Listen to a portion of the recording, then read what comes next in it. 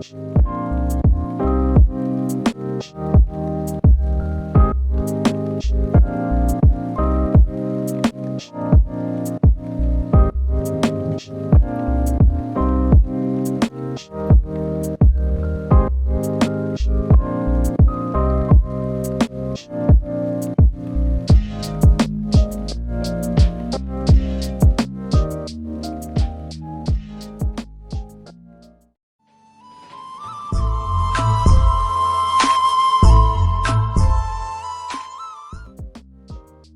Friends, അസ്സലാമു അലൈക്കും. Welcome back. ഇന്നത്തെ വീഡിയോ എന്താണെന്ന് വെച്ചാൽ ഇന്നത്തെ നോമ്പ് തുറവിക്കുള്ള എല്ലാ ഒരുക്കങ്ങളും സ്റ്റാർട്ട് ചെയ്യുന്നത് മുതൽ നോമ്പ് തുറക്കുന്നത് വരെയുള്ള കാര്യങ്ങളൊക്കെ ഇൻക്ലൂഡ് ചെയ്തിട്ടുള്ള ഒരു കുഞ്ഞു വീഡിയോ ആണ് കേട്ടോ. ഇതിൽ ഒരു 2 കുഞ്ഞു റെസിപ്പീസും അങ്ങനെ കുറച്ചൊക്കെ ഇൻക്ലൂഡ് ചെയ്തിട്ടുണ്ട്. അപ്പോൾ വീഡിയോ എല്ലാവരും മുഴുവനായിട്ട് കാണുക. കണ്ടിഷ്ടപ്പെട്ടാൽ തീർച്ചയായിട്ടും ലൈക്ക് ചെയ്യാനും ഷെയർ ചെയ്യാനും അതോടൊപ്പം എൻ്റെ ഈ ചാനൽ സബ്സ്ക്രൈബ് ചെയ്യാനും മറക്കരുത് കേട്ടോ. ഇന്നിപ്പോൾ റെൻകാക്ക പറഞ്ഞിട്ടുണ്ടായിരുന്നു പാർക്കിൽ പോയി അവിടെ വെച്ച് നമുക്ക് നോമ്പ് തുറക്കുക എന്നുള്ളത്. അപ്പോഴേക്കും ഫുഡൊക്കെ ഒന്ന് റെഡിയാക്കി സെറ്റാക്കി വെച്ചോന്ന് പറഞ്ഞിട്ടുണ്ടായിരുന്നു. അപ്പോൾ അതുകൊണ്ട് തന്നെ ഞാൻ കുറച്ച് നേരത്തെ തന്നെ കിച്ചണിലോട്ട് കയറിയിട്ടോ. അപ്പോൾ ഇന്ന് ഞാൻ ഉണ്ടാക്കാൻ വിചാരിക്കുന്നത് ചിക്കൻ പോപ്കോൺ, പോക്കർ ഷവർമയും അതോടൊപ്പം ഒരു ചിക്കൻ ബിരിയാണി, ഒരു ചെറിയ പുഡിങ്, ജ്യൂസ്, ലെമൺ ജ്യൂസ്, അതോടൊപ്പം ഫ്രൂട്ട്സും അങ്ങനെയൊക്കെ കുറച്ച് കാര്യങ്ങളൊക്കെ റെഡിയാക്കി കൊണ്ടുപോകാമെന്ന് വിചാരിച്ചിട്ട് ഫസ്റ്റ് തന്നെ ഞാൻ പോക്കർ ഷവർമ റെഡിയാക്കുകയാണ് കേട്ടോ. സാധാരണ ഉണ്ടാക്കുന്ന പോക്കർ ഷവർമയിലേറെ അടിപൊളി ടേസ്റ്റാണ് കേട്ടോ ഈ ഒരു ചിക്കൻ പോപ്കോൺ പോക്കർ ഷവർമ. നല്ല ടേസ്റ്റാണ്. ഞാനിതിൻ്റെ മുമ്പ് പോക്കർ ഷവർമേൻ്റെ റെസിപ്പി ഇട്ടിട്ടുണ്ടായിരുന്നു, കഴിഞ്ഞ റമദാനിലൊക്കെയാണെന്ന് തോന്നുന്നു. അതുപോലെ തന്നെ ഈ ഒരു ചിക്കൻ പോപ്കോണിൻ്റെ റെസിപ്പിയും സെപ്പറേറ്റ് ആയിട്ട് ഇട്ടിട്ടുണ്ടായിരുന്നു. അപ്പോൾ അതുകൊണ്ടാണ് ഈ ഒരു ചിക്കൻ പോപ്കോണിൻ്റെ റെസിപ്പി ഞാനിപ്പോൾ ഒന്ന് കാണിക്കാത്തത്. ഇതിപ്പോൾ ഫ്രോസൺ ചിക്കൻ പോപ്കോൺ ആണ് കേട്ടോ. ഞാൻ ഇവിടെ ലുലുവിൽ പോയപ്പോൾ വാങ്ങിയതാണ്. അപ്പോൾ അത് ഞാൻ ഓയിലിൽ ഫ്രൈ ചെയ്യാതെ ആ ഒരു എയർ ഫ്രയറിൽ വെച്ച് കൊടുത്തിട്ടുണ്ട്. സെയിം നമ്മൾ ഓയിലിൽ ഫ്രൈ ചെയ്യുന്ന പോലെ തന്നെ കിട്ടും കേട്ടോ അതിൽ വെച്ച് കൊടുത്താൽ. അപ്പോൾ അതവിടെ റെഡി ആയിട്ട് അപ്പോഴേക്കും നമുക്ക് പോക്കർ ഷവർമക്കുള്ള എല്ലാം ബാക്കിയുള്ളതൊക്കെ ഒന്ന് റെഡിയാക്കാം. അപ്പോൾ ഫസ്റ്റ് തന്നെ പോക്കർ ഷവർമക്കുള്ള വെജിറ്റബിൾസൊക്കെ ഒന്ന് കട്ട് ചെയ്ത് വെച്ചിട്ടുണ്ട്. ഞാനിവിടെ എടുത്തിട്ടുള്ളത് കുക്കുംബറും ക്യാരറ്റും, ഒരു ചെറിയ കഷ്ണം ഓനിയന്, ലാറ്റിസ് ലീവ്സും കുറച്ച് മല്ലിയിലയും കൂടി ഇട്ടിട്ടാണ് ഇതിൻ്റെ സാലഡ് ഉണ്ടാക്കിയെടുത്തിട്ടുള്ളത്. അപ്പം ഞാൻ എൻ്റെ കയ്യിൽ ക്യാബേജ് ഇല്ലാത്തത് കൊണ്ടാണ് കേട്ടോ ആ ഒരു ലാറ്റിസ് ലീവ്സ് എടുത്തിട്ടുള്ളത്. ഇനി നിങ്ങളുടെ കയ്യിൽ ക്യാബേജ് ഉണ്ടെങ്കിൽ അതെടുത്താൽ മതിയാവും. എന്നിട്ട് ആ ഒരു വെജിറ്റബിൾസൊക്കെ കുഞ്ഞു കുഞ്ഞാക്കിയിട്ട് കട്ട് ചെയ്തിട്ട് അതിൽ കുറച്ച് മല്ലിയിലയും കൂടി ഇട്ടിട്ടുണ്ട്. അതിൽ അല്പം കുരുമുളക് പൊടിയും കുറച്ച് ഉപ്പ് ഒരുപാട് ഫസ്റ്റ് തന്നെ ഇട്ട് പോരുത്. നമ്മൾ മയോനൈസ് അതിൽ ആഡ് ചെയ്തതിന് ശേഷം ഉപ്പിട്ടാൽ മതി.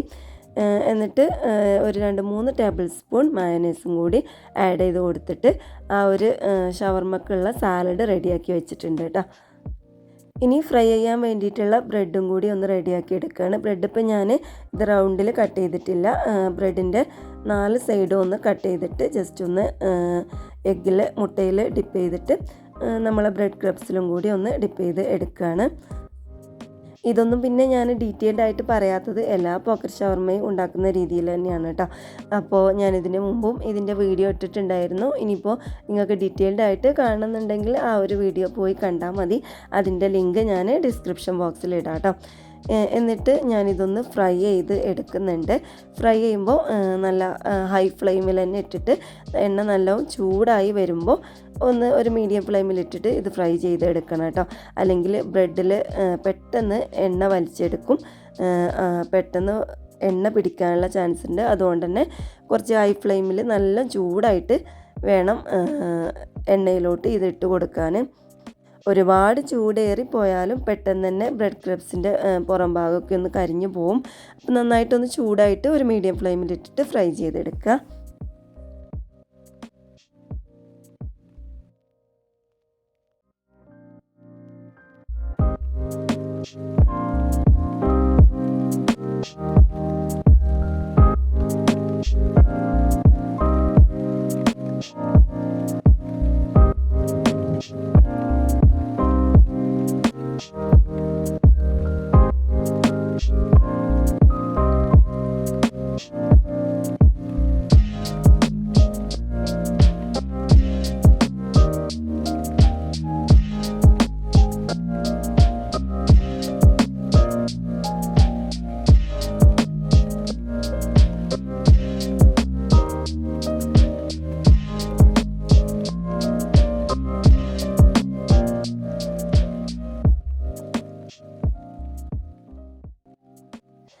അങ്ങനെ ബ്രെഡൊക്കെ ഒന്ന് ഫ്രൈ ചെയ്ത് എടുത്തിട്ടുണ്ട്. ഒന്നങ്ങ് തണുത്ത് വരുമ്പോൾ എല്ലാ ബ്രെഡും എടുത്ത് ഇങ്ങനെ സെൻറ്റർ ഭാഗം ഒന്ന് കട്ട് ചെയ്തെടുക്കുന്നുണ്ട് കേട്ടോ.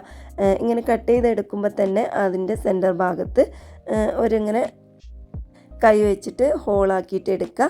ആ ഒരു ഹോളിലോട്ടാണ് നമ്മൾ ഫില്ലിംഗ് ഒന്ന് ഇട്ട് കൊടുക്കേണ്ടത് കേട്ടോ.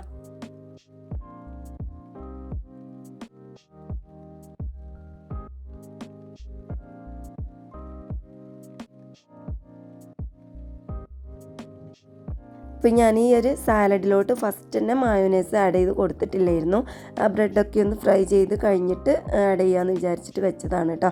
കാരണം ഈ മയോനൈസ് നമ്മൾ ഉണ്ടാക്കുന്നതായതുകൊണ്ട് തന്നെ അതിൽ ഒഴിച്ച് കൊടുത്താൽ കുറച്ചങ്ങ് ലൂസായി പോവും. അപ്പോൾ നമ്മൾ ഈ ഒരു ബ്രെഡിലോട്ട് ബ്രെഡിൻ്റെ നടുവിലായിട്ട് ഫില്ലിങ് ചെയ്യുമ്പോൾ ഒഴിച്ച് കൊടുത്താൽ അങ്ങ് ലൂസായി പോവില്ല. അപ്പോൾ ഞാൻ ഒരു 3-4 ടേബിൾ സ്പൂണ് മയോനൈസ് ഒഴിച്ച് കൊടുക്കുന്നുണ്ട്. ഇതിപ്പോൾ മയോനൈസിൻ്റെ കളറ് ഇങ്ങനെയാവാൻ കാരണം ഞാൻ കുറച്ച് മയോനൈസ് ഉണ്ടാക്കുന്ന സമയത്ത് കുറച്ച് ചില്ലി പൗഡർ ആഡ് ചെയ്ത് കൊടുത്തിട്ടുണ്ടായിരുന്നു. അപ്പോൾ കുറച്ച് ഒരു എരിവും കൂടി ഉണ്ടായിക്കോട്ടെ എന്ന് വിചാരിച്ചിട്ട് ചില്ലി പൗഡറും ആഡ് ചെയ്ത് കൊടുത്തതാണ് കേട്ടോ. കളറിനൊക്കെ ഒന്ന് ചേഞ്ച് ഉണ്ടാവുകയും ചെയ്യും. എന്നിട്ട് എല്ലാം കൂടി ഒന്ന് മിക്സാക്കി കഴിഞ്ഞാൽ ലാസ്റ്റ് ഞാനൊരു ചിക്കൻ പോപ്കോൺ എയർ ഫ്രയറിൽ വെച്ചിട്ടുണ്ടായിരുന്നു. അതും കൂടി ആഡ് ചെയ്ത് കൊടുക്കാം. ചിക്കൻ പോപ്കോൺ ആദ്യം തന്നെ ഈ ഒരു സാലഡിലോട്ട് ആഡ് ചെയ്ത് കൊടുക്കരുത്. നമ്മൾ ഫില്ലിങ് ചെയ്യുന്ന സമയത്ത് ആഡ് ചെയ്ത് കൊടുത്താൽ മതി കേട്ടോ. അല്ലെങ്കിൽ ഫസ്റ്റ് തന്നെ ആഡ് ചെയ്ത് കൊടുത്താൽ ആ ഒരു പോപ്കോണിൻ്റെ ക്രിസ്പിനെസ് ഒക്കെ ഒന്ന് പോവും. അതുകൊണ്ടാണ് ലാസ്റ്റിൽ ആഡ് ചെയ്താൽ മതി എന്ന് പറയുന്നത്. ഇങ്ങനെ ഈ ഒരു സാലഡ് ചിക്കൻ പോപ്കോൺ വെച്ച് ചെയ്താൽ നല്ല ടേസ്റ്റാണ് കേട്ടോ. അടിപൊളി ടേസ്റ്റാണ്. അപ്പോൾ ഈ പോക്കറ്റ് ഷവർമയൊക്കെ ഉണ്ടാക്കുന്ന സമയത്ത് ഇങ്ങനെ ഒന്ന് ട്രൈ ചെയ്ത് നോക്കുന്നുണ്ടോ.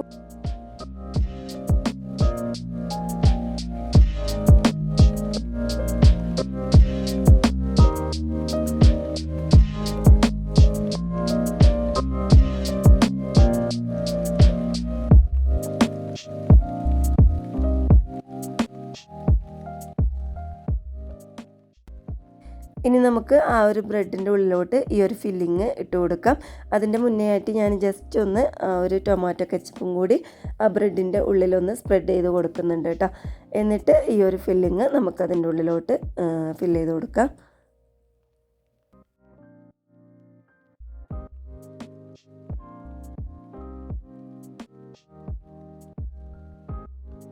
അങ്ങനെ ചിക്കൻ ലോലിപോപ്പ് പോക്കറ്റ് ഷവർമ അവിടെ റെഡി ആയിട്ടുണ്ട് കേട്ടോ. അങ്ങനെ ഓരോന്ന് സ്റ്റെപ്പായിട്ട് റെഡിയാക്കി കഴിഞ്ഞാൽ എല്ലാം റെഡിയാക്കി സെറ്റാക്കി വെച്ചാൽ പോകുന്ന സമയത്ത് ആകെ കൂടെ ധൃതി പിടിച്ചാൽ എല്ലാം എന്തെങ്കിലുമൊക്കെ ആയിട്ട് മറന്നു പോവും. അപ്പം ഞാൻ ഓരോന്ന് റെഡിയാക്കുമ്പോൾ എല്ലാം ഒക്കെ ഒന്ന് സെറ്റാക്കാമെന്ന് വിചാരിച്ച് ഫസ്റ്റ് തന്നെ കുറച്ച് നേരത്തെ തന്നെ കിച്ചണിലോട്ട് കയറിയതാണ് കേട്ടോ.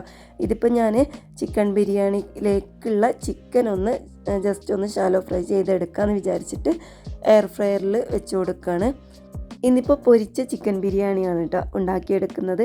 നമ്മൾ സാധാ ചിക്കൻ ബിരിയാണിയിലേറെ നല്ല അടിപൊളി ടേസ്റ്റാണ് പൊരിച്ച ചിക്കൻ ബിരിയാണി.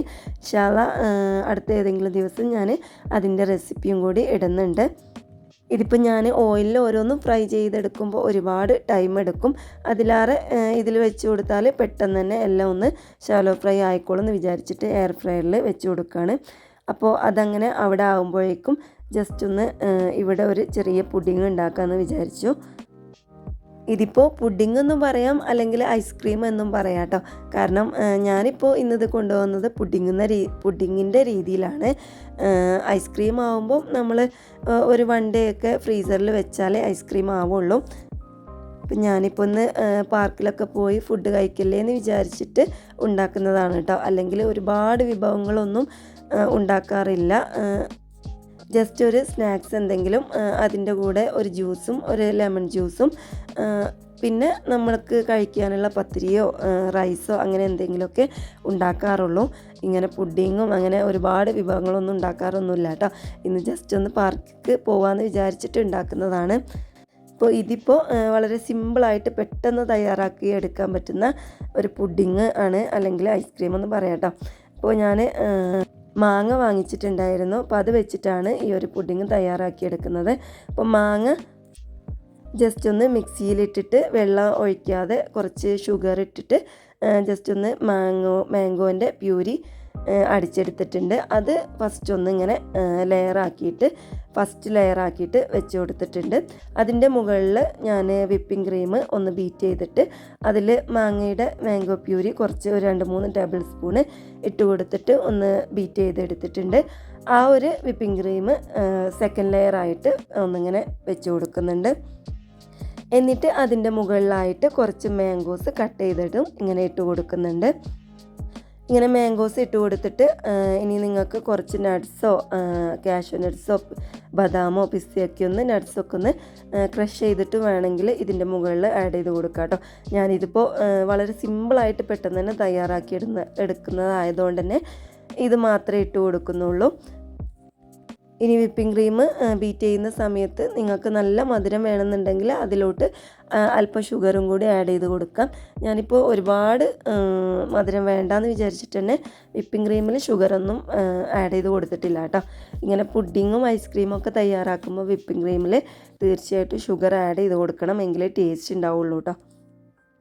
എന്നിട്ട് അതിൻ്റെ മുകളിൽ വീണ്ടും ഒരു ലെയറായിട്ട് തന്നെ ആ ഒരു വിപ്പിംഗ് ക്രീം ബീറ്റ് ചെയ്തത് വെച്ച് കൊടുക്കുന്നുണ്ട്.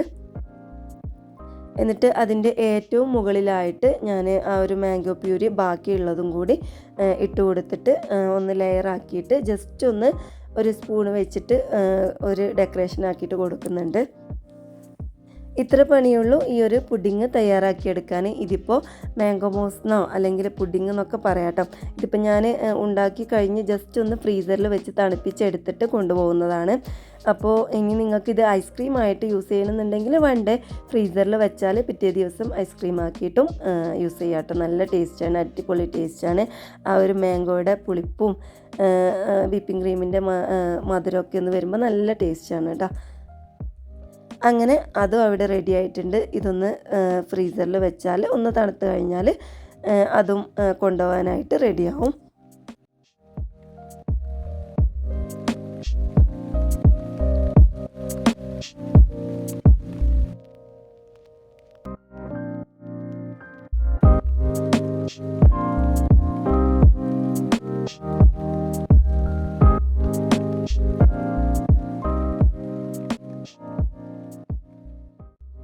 ഇനിയിപ്പോൾ അടുത്തത് റെഡിയാക്കുന്നത് ജ്യൂസാണ്. ജ്യൂസൊക്കെ അടിച്ച് റെഡിയാക്കി ഈ ഒരു ബോട്ടിലിൽ നിറച്ച് വെക്കുകയാണ് കേട്ടോ. ഫ്രിഡ്ജിൽ വെച്ച് തണുത്ത് കഴിഞ്ഞാൽ പോകുന്ന സമയത്ത് എടുത്താൽ മതിയല്ലോ. ഇതിപ്പോൾ ആപ്പിളും ഡേറ്റ്സും വെച്ചിട്ടുള്ള ജ്യൂസാണ് ഇന്നുണ്ടാക്കിയെടുത്തിട്ടുള്ളത്. ഇതിൻ്റെ കൂടെ തന്നെ ലെമൺ ജ്യൂസും ഒരു ബോട്ടിലിൽ എടുത്തിട്ടുണ്ട്. ലെമൺ ജ്യൂസ് ഞങ്ങൾ എന്നും ഉണ്ടാക്കാറുണ്ട് കേട്ടോ. അപ്പോൾ നോമ്പ് തുറക്കുന്ന സമയത്ത് ലെമൺ ജ്യൂസ് കുടിക്കാൻ പാടില്ല എന്നൊക്കെ പറയാറുണ്ട്.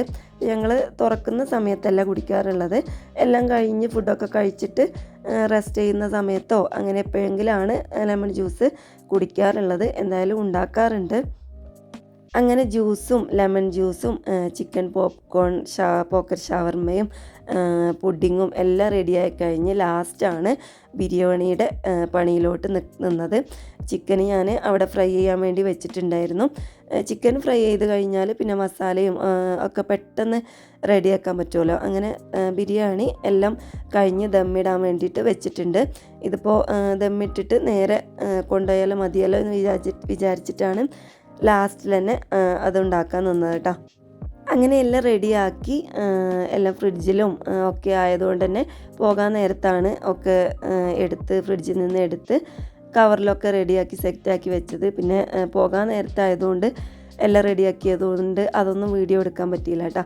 പിന്നെ പാർക്കിൽ വന്ന് ഒക്കെ ഒന്ന് സെറ്റാക്കുന്ന നേരത്തെ വീഡിയോ എടുക്കാൻ പറ്റിയതേ ഉള്ളൂ. കാരണം ഞങ്ങൾ ബാങ്ക് കൊടുക്കുന്ന കുറച്ച് നേരം മുമ്പാണ് ഇവിടെ എത്തിയത്. അപ്പോൾ വേഗം എല്ലാം ഒന്ന് പുറത്ത് എടുത്ത് റെഡിയാക്കി വെക്കുകയാണ്.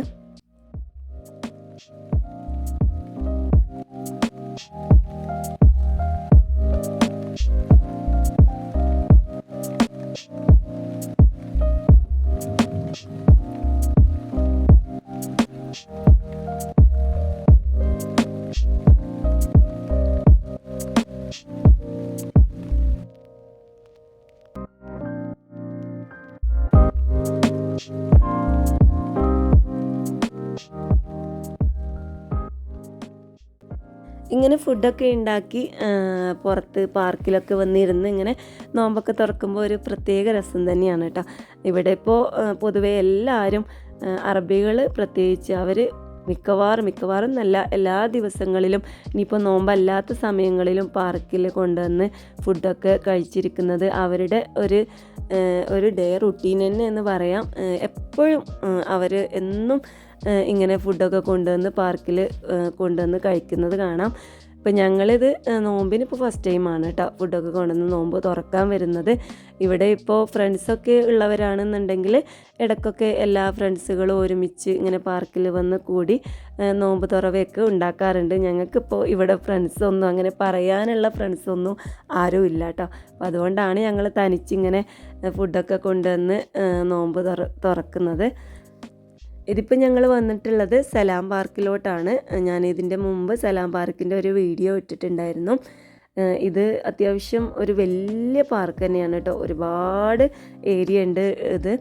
അപ്പോൾ ഇവിടെ ഒരുപാട് ആളുകളും തുറക്കുന്ന നേരത്ത് ഒരുപാട് ആളുകൾ നോമ്പ് തുറക്കാനായിട്ട് ഇങ്ങനെ ഫുഡൊക്കെ കൊണ്ടുവന്ന് നോമ്പ് തുറക്കുന്നുണ്ട്. അപ്പോൾ ഇവിടെ എത്ര ആൾ വന്നാലും സ്ഥലമില്ലാത്ത കുഴപ്പമൊന്നും ഉണ്ടാവില്ല. അത്രക്കും വലിയ പാർക്ക് തന്നെയാണ് കേട്ടോ. ഞങ്ങൾ റൂമിൻ്റെ അടുത്ത് തന്നെ ഒരു 2-3 പാർക്കുണ്ട്. അപ്പോൾ ഞങ്ങൾ അവിടെ പോകാതിരുന്നത് ഒരു കുഞ്ഞ് പാർക്കായതുകൊണ്ട് തന്നെ ഭയങ്കര തിരക്കാവും. ഒരുപാട് ആളുകൾ എപ്പോഴും ഉണ്ടാവാറുണ്ട്. അപ്പോൾ അതുകൊണ്ടാണ് ഞങ്ങൾ ഇങ്ങോട്ടേക്ക് വന്നത്. ഇതിപ്പോൾ ഒരുപാട് ലോങ് ഒന്നുമില്ല, റൂമിൽ നിന്ന് ഒരു 50 മിനിറ്റൊക്കെ ഉള്ളൂ കേട്ടോ.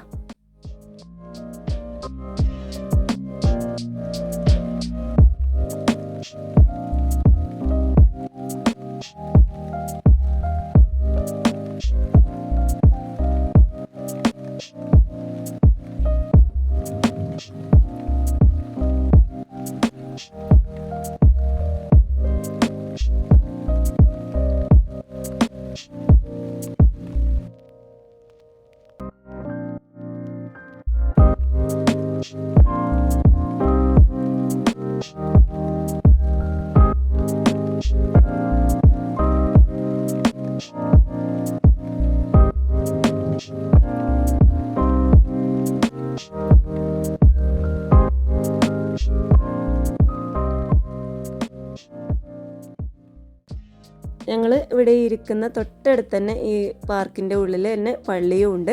അപ്പോൾ നമസ്കാരമൊക്കെ കഴിഞ്ഞ് വന്നിരിക്കുകയാണ്. അപ്പോൾ കുറച്ചും കൂടി കഴിഞ്ഞിട്ട് ഫുഡ് കഴിക്കാമെന്ന് വിചാരിച്ചിട്ട് ജസ്റ്റ് ഒന്നിങ്ങനെ ഇരിക്കുകയാണ് കേട്ടോ. ഫ്രണ്ട്കാക്ക നോമ്പ് തുറന്നാൽ ജ്യൂസും ഇതൊക്കെ കുടിച്ച് കഴിച്ച് കഴിഞ്ഞാലും അപ്പം തന്നെ ഫുഡ് കഴിക്കാറുണ്ട്.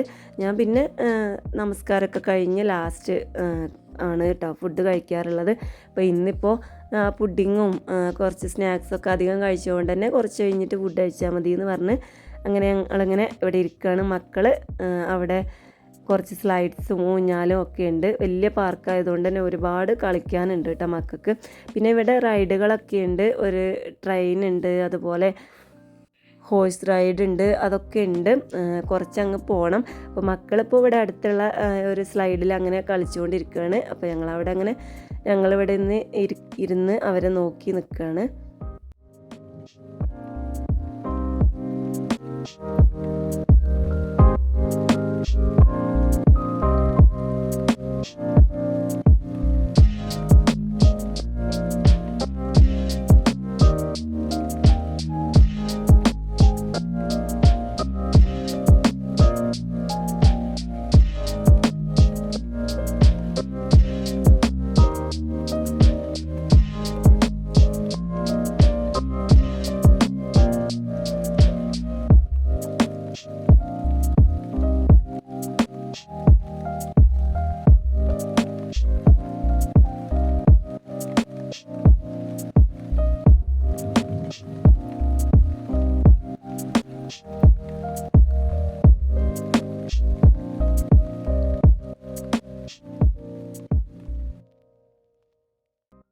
അങ്ങനെ നമ്മുടെ പൊരിച്ച ചിക്കൻ ബിരിയാണി ദമ്മ് തുറക്കുകയാണ് കേട്ടോ. നല്ല അടിപൊളി ടേസ്റ്റാണ്. പെട്ടെന്ന് ഉണ്ടാക്കിയെടുത്തതാണ് കേട്ടോ ഞാനിത്. ഇതിപ്പോൾ ഇവിടെ ലൈറ്റ് കുറവാണ്. ഇവിടുത്തെ പാർക്കുകളിലൊന്നും ഒരുപാട് നല്ല പ്രകാശമുള്ള ലൈറ്റൊന്നും ഉണ്ടാവില്ല കേട്ടോ. ഒരു യെല്ലോ കളറിലുള്ള ലൈറ്റുകളായിരിക്കും. അപ്പോൾ അതിനൊരുപാട് പ്രകാശമൊന്നും ഉണ്ടാവില്ല. അപ്പോൾ അതുകൊണ്ട് തന്നെ നമുക്കും അത് ഏറ്റവും നല്ലത് തന്നെയാണ് തോന്നുന്നത്. കാരണം നമ്മൾ ഫുഡ് കഴിക്കുമ്പോഴും ഒരുപാട് ആൾ വന്ന് കഴിക്കുന്ന സ്ഥലമല്ലേ. അപ്പോൾ പരസ്പരം അങ്ങോട്ടും ഇങ്ങോട്ടും കാണും എന്നുള്ളൊരു മടിയുള്ളവർക്കൊക്കെ ഏറ്റവും നല്ലത് ഈ ഒരു ലൈറ്റ് തന്നെയാണ്.